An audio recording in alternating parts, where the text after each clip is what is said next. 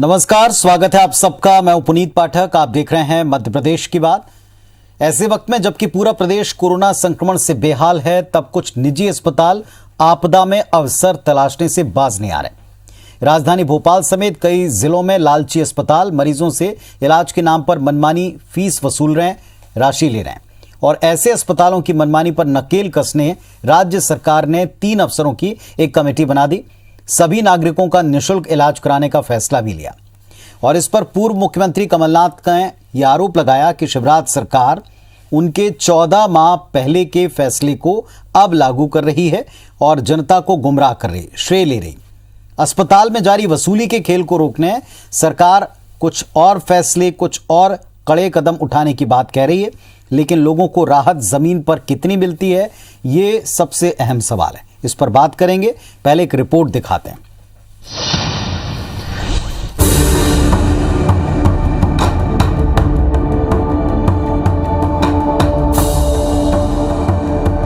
तस्वीरें बता रही हैं कि कोरोना के नाम पर मनमानी वसूली करने वाले निजी अस्पतालों की अब खैर नहीं। दरअसल इन अस्पतालों ने मनमर्जी चलाते हुए कोविड मरीजों से संकट काल में भी इलाज के नाम पर लाखों का बिल थमाया है। लेकिन अब सरकार ने मनमानी बिलिंग करने वाले निजी अस्पतालों पर नकेल कसनी शुरू कर दी है। दर्जन भर निजी अस्पतालों में भर्ती मरीजों ने संबंधित क्षेत्रों के एसडीएम को बिल के नाम पर ज्यादा पैसे वसूलने की शिकायत की, जिसके बाद प्रशासन की टीम अस्पताल पहुंची। जांच में पता चला कि ये अस्पताल अनाप शनाप पैसा वसूल रहे हैं। प्रशासन की सख्ती के बाद इन अस्पतालों ने 12 मरीजों के परिजनों को तकरीबन 20 लाख रुपए लौटाए। प्रशासन अब इन्हें नोटिस देने की तैयारी कर रहा है। दरअसल तमाम आदेशों के बावजूद अस्पताल अपने परिसर में इलाज की रेट लिस्ट नहीं लगा रहे और इलाज के नाम पर लाखों की वसूली कर रहे हैं। लेकिन अब खुद मुख्यमंत्री शिवराज सिंह चौहान ने ये साफ कर दिया कि निजी अस्पतालों की मनमर्जी नहीं चलेगी। मुख्यमंत्री ने 3 वरिष्ठ आईएएस अफसरों की कमेटी भी बना दी, जो ओवर बिलिंग के मामलों की जांच करेगी। ज्यादा पैसा वसूल करने वालों पर कार्रवाई होगी, सब पे लगवा दिया है बोर्ड के इस इलाज के इतने पैसे। कई लोगों ने ज्यादा पैसे लिए, पैसे वापस भी दिलवाए, खिलाफ कार्रवाई भी करेंगे। इनको सीधे रासुका में जेल भेज रहा हूं, चक्की पिसवाऊंगा जिंदगी भर। कार्रवाई शुरू हो गई, किसी बेईमानी करने वाले को नहीं छोड़ेंगे। किसी कीमत पर भी लूट नहीं मचने दी जाएगी, गरीब के साथ अन्याय नहीं होने दिया जाएगा। ये सरकार संकल्पबद्ध है इसके लिए। निजी अस्पतालों पर नकेल कसने के साथ ही राज्य सरकार ने गांव में तेजी से फैल रहे कोरोना संक्रमण को देखते हुए बड़ा फैसला किया। सरकार ने 5 लाख रुपए तक निःशुल्क इलाज वाली आयुष्मान भारत योजना का दायरा बढ़ा दिया। अब राज्य में कोरोना का इलाज करा रहे कोई भी अस्पताल आयुष्मान कार्ड वालों को भर्ती करने से मना नहीं कर सकेगा। मुख्यमंत्री शिवराज ने कलेक्टर से कहा है कि वे तत्काल अनुबंध करें, ताकि गरीबों का कोविड इलाज फ्री में हो सके। नए आदेश के मुताबिक इन अस्पतालों में सीटी स्कैन आदि जांचें निःशुल्क ही होंगी। वहीं दवा, रेमडेसिविर इंजेक्शन और ऑक्सीजन का पैसा भी नहीं लगेगा। कोरोना का इलाज कर रहे हैं उन सभी को आयुष्मान योजना के तहत रजिस्टर किया गया है। आयुष्मान कार्ड होल्डर या उस परिवार में केवल एक व्यक्ति के पास भी आयुष्मान कार्ड है, तो उसे कोरोना का फ्री इलाज मध्य प्रदेश सरकार की ओर से मिलेगा। मैं तो शिवराज जी से कहना चाहता हूं कि झूठा प्रचार बंद करें। प्रदेश के सभी नागरिकों के मुफ्त इलाज के मेरे निर्णय को लागू करें। ये मेरा निर्णय था और प्रदेशवासियों के लिए धरातल पर काम करें। बहरहाल मध्य प्रदेश के 328 अस्पताल आयुष्मान योजना के दायरे में आते हैं। यहाँ कुल 23,946 बेड हैं, लेकिन कोरोना के मरीजों को अभी भी फ्री में इलाज देने में ये अस्पताल आनाकानी करते हैं। ऐसी ढेरों शिकायतें प्रतिदिन सरकार को मिलती हैं। लिहाजा प्रदेश सरकार ने अस्पतालों में इलाज की दर के साथ साथ एम्बुलेंस की दरें भी तय कर दी। साथ ही कालाबाजारी पर रोक लगाने के लिए आरोपियों पर रासुका की कार्रवाई करने का दावा है। उम्मीद है संकट के इस दौर में सरकार की ये कोशिशें रंग लाएंगी। नवीन कुमार सिंह, IBC 24, भोपाल। तो यहाँ सरकार ने जहां प्रयास किया कि अस्पताल मनमर्जी न कर सकें और साथ ही साथ एक व्यवस्था दी कि सबको इलाज देने के लिए जो केंद्र की योजना है इससे लोगों को जोड़ा जाए, अस्पतालों से अनुबंध किया जाए, इस बारे में मुख्यमंत्री ने निर्देश दे दिया।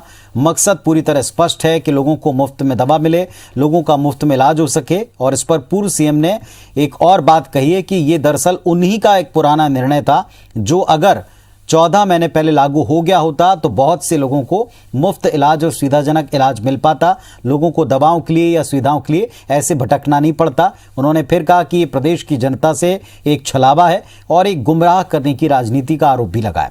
इधर सत्ता पक्ष का कहना है कि लगातार व्यवस्थाएं बनाने में सरकार काम कर रही है और ऐसे में गरीबों को इलाज में कोई असुविधा ना आए, क्योंकि अभी भी संकट टला नहीं है। इसीलिए अब जो आयुष्मान योजना है उससे जोड़ा जाएगा अस्पतालों को। कई अस्पताल जो इनकार करते हैं इलाज करने से इस योजना के तहत, उनके साथ अनुबंध करके उनको भी इस दायरे में लाया जा रहा है ताकि लोगों को ये सुविधा मिल सके। हमारे साथ इस वक्त दोनों पक्षों के नेता जुड़ चुके हैं। स्वदेश शर्मा साहब हैं कांग्रेस पार्टी की तरफ से, स्पष्ट वक्ता, मुखरता से बात करते हैं। और वरिष्ठ नेता भारतीय जनता पार्टी से शंकरलाल तिवारी जी भी हमारे साथ में जुड़ चुके हैं। आप दोनों को नमस्कार। उम्मीद करते हैं कि आप दोनों स्वस्थ होंगे, सेहतमंद होंगे। स्वदेश जी और शंकरलाल तिवारी साहब इस विषय के ऊपर चर्चा करेंगे। उम्मीद करते हैं कि प्रदेश की जनता के हित की बात हो, बिना राजनीति के। शंकरलाल तिवारी जी, सरकार ने एक निर्णय लिया कि आयुष्मान योजना से अस्पतालों को जोड़ा जाएगा। पूर्व सीएम कहते हैं कि ये उनका 14 माह पुराना एक निर्णय था, अगर बहुत पहले लागू हो गया होता तो काफी सारे लोगों को इसका लाभ मिल गया होता। मित्रों, मैं उनकी बात पर बहुत जवाब दूंगा तो फिर सियासती रुझान मेरी आवाज में भी आ जाएगा। मैंने अभी आपकी कमेंट सुनी है, वो तो कह रहे हैं छलावा है। तो उनका तो एक ही काम है कि सरकार जो भी प्रयास करे उसके विरुद्ध जो है वो विस्मरण करे, और यह तो उसके विरुद्ध जनता में दहशत पैदा करे। सहयोग करने की बात जहां है तहां लंबा लंबा भाषण दे और हर बात पर सरकार की मीन मेघ निकाले।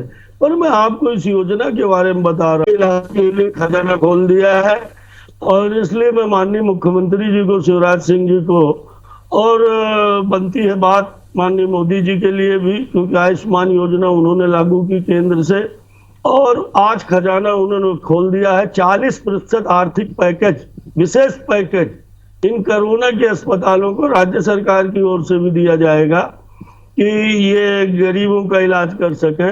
मुख्यमंत्री जी द्वारा जो कोरोना का इलाज कर रहे अस्पताल हैं, उन सभी अस्पतालों को इस बात के लिए अनुबंध करने का आदेश कलेक्टरों को दिया है कि किसी भी अस्पताल में किसी भी आयुष्मान कार्ड धारी को अस्पताल मना नहीं कर सकती भर्ती करने से, न दवाई करने से। और उस ऐसी 250 निजी अस्पतालों से जो कोरोना का इलाज कर रही हैं अनुबंध हो चुका है। राज्य सरकार ने आयुष्मान योजना का दायरा बढ़ा दिया है। अब राज्य में कोरोना का इलाज कर रहा कोई भी अस्पताल आयुष्मान कार्ड वालों को भर्ती करने से मना नहीं कर सकेगा। साथ ही इसके समूचे अधिकार कलेक्टर को दिए गए हैं। इसके लिए सरकार 40% तक अतिरिक्त विशेष आर्थिक पैकेज दे रही है। कलेक्टरों से कहा गया है कि वो तत्काल ऐसी अस्पतालों से अनुबंध करें ताकि गरीबों का इलाज फ्री में हो सके। इसमें बड़ी सहूलियत यह भी दी गई है, यदि परिवार में किसी एक सदस्य के पास भी आयुष्मान कार्ड है तो उस परिवार के सभी सदस्यों की दवाई उस आयुष्मान कार्ड से फ्री होगी, पूरे परिवार की। और इसलिए अस्पताल में भर्ती होते ही प्रशासन ये सुनिश्चित करेगा कि बाकी के सदस्यों के भी कार्ड आयुष्मान बन जाए और परिवार के सभी लोगों की चिकित्सा फ्री में हो। सिटी स्कैन के लिए अभी तक 5,000 रुपए आयुष्मान में निबंध था और अब उसको 25,000 तक कर दिया गया ताकि पूरे परिवार को जोड़ा गया है। और परिवार को जब जोड़ेंगे तो सिटी स्कैन कई लोगों के कराने पड़ सकते हैं, इसलिए उसे 25,000 किया है। सीएम ने बताया कि अस्पतालों में मरीजों को 5 लाख रुपए तक का आयुष्मान योजना के अंतर्गत कवर मिलेगा। सिटी स्कैन ही नहीं, सिटी स्कैन के अलावा रेमडेसिविर एवं ऑक्सीजन आदि का पैसा भी अब गरीब को इन प्राइवेट अस्पतालों में भी जिनसे अनुबंध है और जो कोरोना का इलाज कर रही हैं उनका पैसा नहीं लगेगा। उन्हें ऑक्सीजन, दवाई और उनकी सभी जांचें मुफ्त में की जाएंगी। प्रदेश के 328 अस्पताल इस योजना के दायरे में आते हैं, जिसमें सर ये जो जितनी जानकारी आप दे रहे हैं शंकरलाल तिवारी जी, इस पर हमने पैकेज भी दिखाया, विस्तार से बता भी रहे हैं, मुख्यमंत्री जी भी इस बारे में बता चुके हैं। प्रसारित करनी है, इसलिए मैं बोल रहा था। जी जी जी, आम जनता की यही आपने कृपा की है और डिटेल्स में आपने आपके चैनल ने लोगों को बताया है। पर अभी 2-4 दिन ये गरीब, अनपढ़, मजदूर, ऐसे लोग जो अखबार और मीडिया बहुत नहीं देख पाते, ऐसे लोगों का है। आप बड़ी कृपा कर रहे हैं इस विषय पे डिबेट करके, और इसलिए मैं जल्दी शंकरलाल तिवारी जी एक सबसे बड़ी बात यह है कि ये समय को बचा के हम जो जितनी काम की जानकारियां उन तक लगातार पूरे दिन पहुंचाते हैं, आप भी जरूर देखते होंगे। मूल प्रश्न के ऊपर लौटते हैं वापस से, जो आपने कहा कि जिस योजना के बारे में बात, स्वदेश शर्मा साहब एक बार पुनः विपक्ष के ऊपर ये सीधे तौर पर आरोप है कि क्यों आप इस पर राजनीतिक बयान दे रहे हैं, जबकि ये योजना लोगों के हित की, देर से सही लेकिन लोगों के हित की है। डॉक्टर पुनीत जी, जब भी मैं कोरोना के विषय पर इस संदर्भ में चर्चा करता हूँ किसी मीडिया चैनल पर, खासतौर से आपके साथ, तो मैं राजनीति बिल्कुल नहीं करता। ठीक है, हमारे विद्वान पूर्व विधायक शंकरलाल तिवारी जी का बड़ा आदर करता हूँ। इन्होंने पूरी सरकार की विज्ञप्ति को ठीक से पढ़ दिया, इसके लिए बड़े धन्यवाद के पात्र हैं। लेकिन हाँ, इतना मैं जरूर कहूंगा, जिनके किरदार पे शैतान भी शर्मिंदा है वही आए हमें आवाज बढ़वा दीजिए।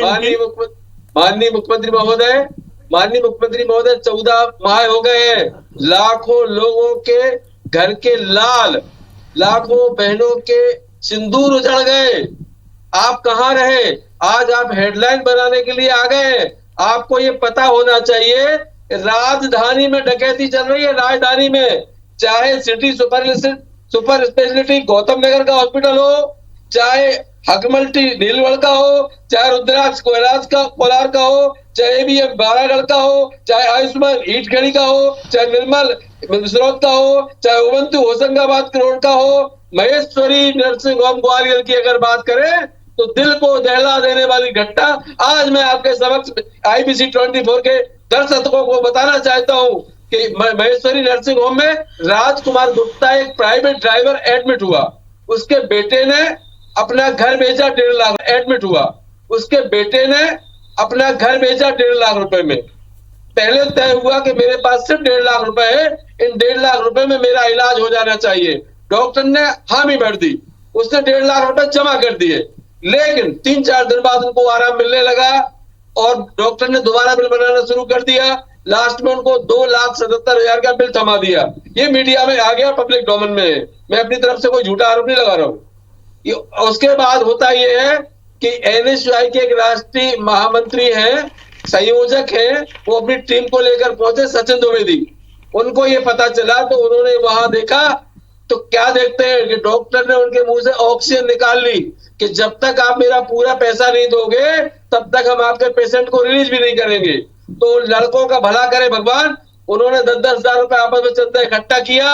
अस्पताल नर्सिंग होम वाले महेश्वरी नर्सिंग होम का पेट भरा, वहां से डिस्चार्ज कराया, प्रशासन की मदद ली, तब उसको सरकारी अस्पताल में भर्ती कराया। इस तरह का आलम पूरे प्रदेश में चल रहा है और माननीय मुख्यमंत्री महोदय हेडलाइन में आने के लिए कोई एक योजना लेकर आ जाते हैं। हम ये नहीं कहते कि माननीय प्रधानमंत्री महोदय ने 9,300 मेट्रिक टन ऑक्सीजन भेज दी, हमें कोई चिंता नहीं है। लेकिन माननीय प्रधानमंत्री महोदय, माननीय मुख्यमंत्री महोदय, हमारे मध्य प्रदेश का हाल ये नहीं होना चाहिए कि ऑक्सीजन के अभाव में हमारे युवाओं की मौतें हो रही है। आपने भले ही 650 करोड़ वैक्सीन बेच दी, हमें उसकी कोई दिक्कत नहीं है, लेकिन हमारी राजधानी में परसों से 100 वैक्सीन लग पाए। मैं आपसे भी स्वदेश जी एक आग्रह करूंगा। अब जो आज का जो मूल सवाल है ना, मूल सवाल ये कि अब जो ये सख्ती हो रही है, अब जो 3 अधिकारियों की कमेटी बनी है, कुछ कार्रवाइयां जमीन के ऊपर दिखाई पड़ रही हैं, जो आपने स्वयं स्वीकार किया कि आप इसमें कुछ ऐड नहीं कर रहे हैं, ये ऑलरेडी पब्लिक डोमेन में और भुगत तो जनता रही है। निश्चित तौर पर वो जो दिक्कतें महसूस करती है उसी को मीडिया दिखाता है। लेकिन आज सवाल यह है कि 2 तरह की बातें, एक तो आयुष्मान योजना से जोड़कर लोगों को राहत दी जाए, ज्यादा केंद्र होंगे, ज्यादा बेड होंगे, ज्यादा केंद्र होंगे और क्लियर होंगे कि उनको इलाज करना है। नंबर 2, सरकार ने अब ये जो कमेटी बनाई है, इसका काम है कि अगर इस तरह के अस्पताल जो मनमानी अभी भी कर रहे हैं, मनमर्जी कर रहे हैं, कुछ लोगों को रुपए लौटाए भी गए, ये भी मीडिया दिखा रहा है। इस पहल को पहले हो जाना चाहिए था, स्वीकार है, लेकिन अब भी जो हो रहा है इससे लोगों को राहत मिलेगी। देखिए, मैं बिल्कुल पहली बात से कह रहा हूँ पुनीत जी, थोड़ा आवाज क्लियर हो रही है। पुनीत जी, मैं पहले दिन से कह रहा हूं, जब से कोरोना काल आया, माननीय मुख्यमंत्री महोदय, आप ये हेडलाइन बनाना छोड़िए और ये कोरोना का दौर ऐसा चल रहा है कि अब शहर से गांव की तरफ जा रहा है, क्योंकि शहर में एक निश्चित व्यवस्था है, एक निश्चित पलंग है, निश्चित अस्पताल है, और ये गांव की तरफ बढ़ रहा है। और गांव का मरीज जब सीरियस हो जाता है, क्योंकि आरटीपीसीआर की जो रिपोर्ट आती है आपकी 4-5 दिन में, उन 4-5 दिनों में वो पेशेंट 10-20-25 लोगों से मिलता है, सबको संक्रमित में करता है, और जब उसकी रिपोर्ट आती है तो वो बहुत गंभीर हो जाता है। वो हॉस्पिटल में आता है शहर में, और शहर में पलंग नहीं है, आईसीयू बेड नहीं है, ऑक्सीजन नहीं है, दवाइयां नहीं है, रेमडेसिविर इंजेक्शन जो बड़ा रामबाण का काम कर रहा है वो किसी को नहीं मिल पा रहा है। माननीय मुख्यमंत्री महोदय, अपनी सुविधाएं आप गांव की तरफ भेजने का काम कीजिए। 14 महीने इसको कोरोना को हो गए हैं मध्य प्रदेश में, आपकी सरकार को भी हो गए, तब तक ये योजना कहाँ थी? हम चिल्ला चिल्ला के हमारे गले बैठ गए, लेकिन माननीय मुख्यमंत्री महोदय ने कभी ऐसा नहीं किया। अगर आज ये ऐसा कर दें तो मैं ये कहता हूं दावे के साथ कि माननीय मुख्यमंत्री महोदय अगर संजीदगी रखते होते, ठीक है, आपकी बात का मैं उत्तर लेता हूं। तिवारी जी, अब आपने इनको सुना होगा, आपने इनको रोका भी, पर इनकी तो चौहट्टा छाप भाषण है हर मामले में, और सिर्फ दहशत फैलाना और फिक्रे कसना। आप ये कह रहे हैं कि हेडलाइन से इनको शिवराज जी से बड़ी तकलीफ है, पर सौभाग्य ये है कि प्रदेश की जनता के लिए आज की तारीख में शिवराज जी मुख्यमंत्री हैं और वही प्रयास करेंगे। और जब वो कोई भी प्रयास करेंगे, कोरोना एक बर्निंग न्यूज है, तो निश्चित रूप से मुख्यमंत्री जी अगर उसमें कुछ करेंगे तो हेडलाइन बनेगी। पर इनका विरोध है कि हेडलाइन बनना छोड़ दे। देखिए, मैं बीच में नहीं बोला आपके जी, मैं आपके बीच में नहीं बोला, आप दुनिया भर की बकवास करते रहे, डिबेट के विषय में अलग हट करके बात करते रहे, पर मैंने आपको कुछ नहीं टोका। लाशों पर राजनीति, अरे टोका टाकी क्या होती है? आज आपको जिंदगी पड़ी है, आप पार्टी का पक्ष रख लेना, सरकार का पक्ष रख लेना। आज जो जरूरत है उस पर बात कर लीजिए तिवारी जी। मैं आपसे कह रहा हूँ, राहुल गांधी से लेकर के छुटवाइयों तक आप अभी पूरा जीवन पड़ा की पार्टी का सियासत मत करो कोरोना पे। अस्पताल प्रधानमंत्री महोदय 150 रैलियां करते हैं, आपके प्रधानमंत्री महोदय करके दवाई करा सकता है, और कलेक्टर को इसकी जवाबदारी समझने की कोशिश करो। मरघटों में लकड़ी नहीं है, ऐसे में कैसे डिबेट हो रही है? स्वदेश साहब, आपने अपनी बात कह ली, अब शंकरलाल तिवारी जी को भी अपनी बात कहने दीजिए। शंकरलाल तिवारी साहब, एक बड़ा गंभीर मसला है। सरकार ने भी इस बात को स्वीकार किया कि पहले भी कई बार जिला प्रशासन की तरफ से, सरकार की तरफ से आदेश आ गया, पहले भी गाइडलाइंस आ गई, पहले भी रेट लिस्ट जारी कर दी गई कि किस टेस्ट का कितना लेना है, किस मरीज से कितना लेना है। लेकिन जो स्वदेश जी कह रहे हैं वो ऑलरेडी न्यूज में आ चुका है, वो ऑलरेडी सबके बीच में है कि इसके बावजूद ये वसूली जारी है। कुछ निर्णय जो लगातार लिए जा रहे हैं उस पर देरी को लेकर विपक्ष सवाल उठाता, अपनी तरफ से एक बात कहता है, और ये लोग महसूस करते हैं। अब कितनी राहत की उम्मीद आप करते हैं, और इसके लिए लगातार मॉनिटर करना पड़ेगा? क्या ये व्यवस्थाएं अभी भी पर्याप्त हैं? देखिए, यदि कठिनाइयां नहीं होती जी तो रोज क्राइसिस मीटिंग जिलों में नहीं होती, प्रदेश में नहीं ठीक है। कठिनाइयां नहीं होती, परेशानी नहीं होती, तो ये सारे नियम और सारी घोषणाएं करने की कोई आवश्यकता ही नहीं थी। और इस नाते मैं विनती पूर्वक कहूं कि सरकार के जो भी प्रयास हैं, अगर जरा सा भी साधुवादिता है, ईमानदारी है, पीड़ा है, तो सरकार के प्रयासों को सिर्फ इतना कह करके वो नगण्य हैं, वो हेडलाइन बना रहे हैं, और इस तरह से चीख चिल्लपों करने से मैं सोचता हूं कि कोरोना की गंभीरता को कांग्रेस के मित्र या तो समझना नहीं चाहते। मेरा आग्रह है कि वो निश्चित रूप से जहां कमियां हैं वहां बताएं। पर आज डिबेट हो रही है आयुष्मान योजना को, जो प्रदेश के अंदर कोरोना की इलाज करने वाले सभी अस्पतालों को इस अनुबंध से बांधा गया है कि वो गरीब का इलाज करेंगे, 5 लाख तक का कवर मिलेगा, और इस पर कांग्रेस भी अपनी मॉनिटरिंग करे। मैं ये नहीं कहता हूं कि कहीं इसमें गड़बड़ नहीं होगी, कुछ अस्पताल अपनी मनमानी नहीं करेंगे।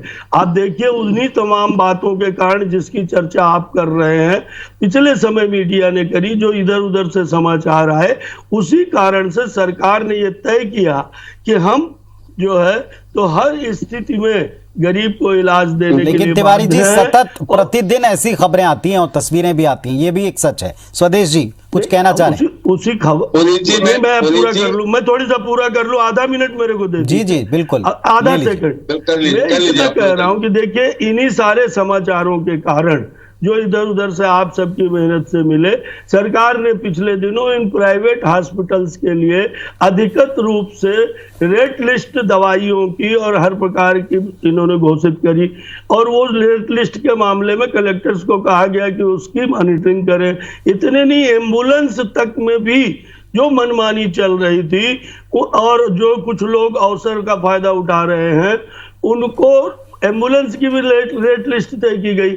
ऑक्सीजन की पूर्णता की ओर है हम, आज की संख्या में मध्य प्रदेश के अंदर आए और बांटे गए, पर एकदम से सिर्फ दहशत फैलाना, सिर्फ अफवाहें फैलाना और सिर्फ टीका टिप्पणी मुख्यमंत्री जी की करके कोरोना नहीं होने वाला है। उसके लिए सामूहिक प्रयास की जरूरत है, रचनात्मक प्रयास की जरूरत है। कांग्रेस के मित्र ये बताएं जी जी कहें स्वदेशी अपनी बात कहें, सिर्फ भाषण के अलावा। पुनीत जी, मैं आपके माध्यम से माननीय शंकरलाल जी तिवारी जी से ये जानना चाहता हूँ कि ये जो योजना आयुष्मान योजना तो लागू हुई थी, जो बनी थी, तो मार्च 2020 में तैयार हो गई थी। इन 14 महीने तक माननीय मुख्यमंत्री महोदय क्या करते रहे? इस बीच लाखों लोगों ने जाने गंवा दी। और ये बता दीजिए आप कि जब हमने योजना बनाई थी मार्च 2020 में, लागू करने में आपको 14 महीने लग गए।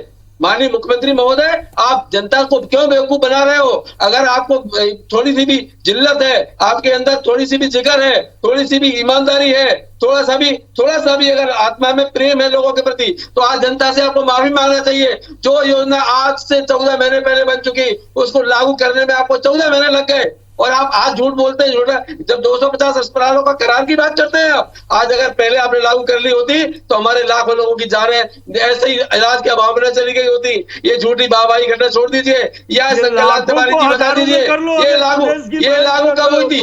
ये योजना कब बनी थी, बता दीजिए। आप लाखों बार बोल रहे हो, लाखों बता दीजिए कब हुई थी? देश का है, आप बताइए कहाँ? आप मौतों का आंकड़ा छुपाए जा रहे हैं लगातार। आप इस बात में डिबेट करेंगे तो पूरा समय निकल जाएगा। आप तो ये बता दीजिए, क्या मार्च 2020 में योजना बनकर तैयार हुई थी या नहीं?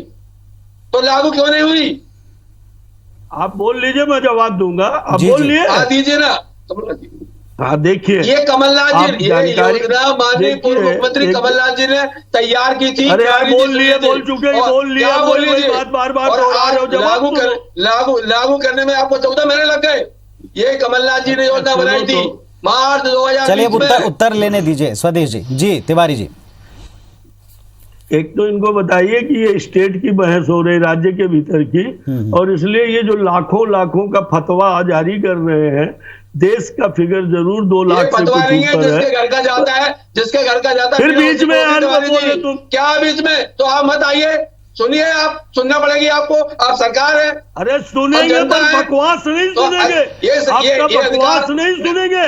क्षेत्र के अंदर काम कर रही है सरकार, काम करने वाली सरकार के विरुद्ध यदि आप वातावरण बनाएंगे तो ये उन गरीबों का छुपाने का जो आप कर रहे हैं, ये किसी से छुपा नहीं है। तो राजधानी में सीएम निवास के नीचे 139 लोग मर जाते हैं और उनको 15 लोगों की मौत दिखाया जाता है। माननीय तिवारी जी, क्या बात कर रहे हैं आप? आप तो बड़े विद्वान विधायक रहे हैं, आप सरकार का पक्ष ले रहे हैं, आप जनता की बात तो कर लीजिए। मैं आपकी विद्वता को नमन करता हूं जो लाशों की राजनीति कर रहा है घर बैठ करके है। आप पूछना चाहता हूं, घर में आप हम जनता के बीच काम कर रहे हैं, आपने क्या किया? जो भी कांग्रेस ने किया, कांग्रेस ने उसका विरोध किया।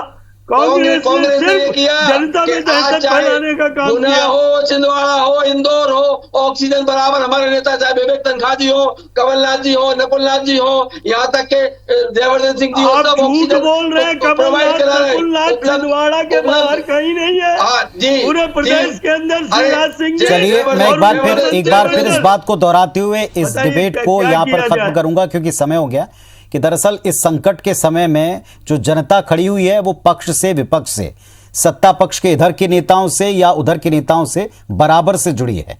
वो मदद के लिए आप दोनों पक्षों को फोन करती है। मदद न मिलने पर परेशान होने की स्थिति में उसे मीडिया जो कवर करता वो जनता आप दोनों की है, और वो जनता जाहिर तौर पर जो सवाल उठते हैं उनका उत्तर भी चाहती है और उससे कहीं ज्यादा जमीन पर राहत चाहती है। उम्मीद ये करेंगे कि राहत मिले, सबको मिलकर साथ काम करना पड़ेगा, यह अटल सत्य है। लेकिन अगर कहीं किसी वजह से कोई दिक्कतें हैं तो उसको दिखाना भी पड़ेगा, उस पर चर्चा भी करनी पड़ेगी। बहुत शुक्रिया आप दोनों का आने के लिए। नमस्कार।